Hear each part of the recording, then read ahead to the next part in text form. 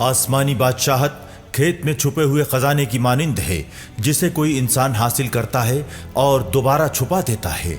तब वो खुशी और सरमस्ती में जाता और सब कुछ फरोख्त करके उस खेत को खरीद लेता है। फिर आसमानी बादशाहत उम्दा और असली मोती पाने वाले सौदागर की मानिंद है।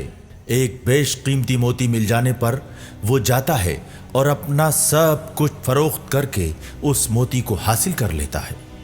फिर आसमानी बादशाहत समंदर में डाले हुए जाल की मानिंद है जो हर तरह की मछलियां बटोर लाता है।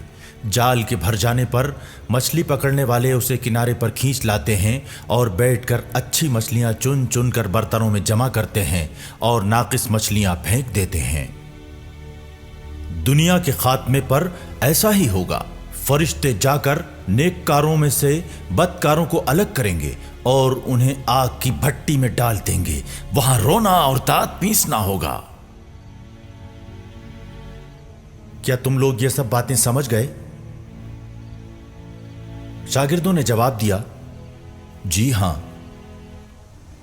यसू ने उनसे कहा, हर एक मुअल्लिम जो आसमानी बादशाहत के मुताल्लिक जान चुका है उस मालिक मकान की मानिंद है जो अपने खजाने से नई और पुरानी चीजें निकालता है।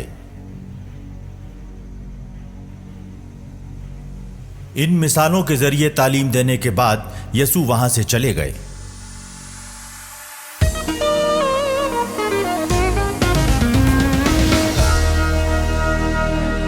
दोस्तों, क्या आप किसी चीज को बहुत ज्यादा चाहते हैं? आप उस चीज को पाने के लिए क्या कर सकते हैं? उस आदमी ने इस मोती को पाने के लिए अपना सारा कुछ बेच दिया। उसके लिए इस मोती की कीमत बहुत ज़्यादा थी। इसी तरह जब हम यीशु मसीह को जानते हैं तो एक उनको जानना हमारे लिए ख़जाने से कम नहीं है और हमें चाहिए कि हम ये बात हर किसी से शेयर करें। अगर आपके पास ये मोती होगा तो आप नहीं चाहेंगे अपने दोस्तों को दिखाना या अपने आसपास के लोगों को दिखाना। यीशु मसीह को जानना हमारे लिए सबसे बड़ा ख़जाना है और हमें चाहिए कि हम उसको सबके साथ शेयर करें।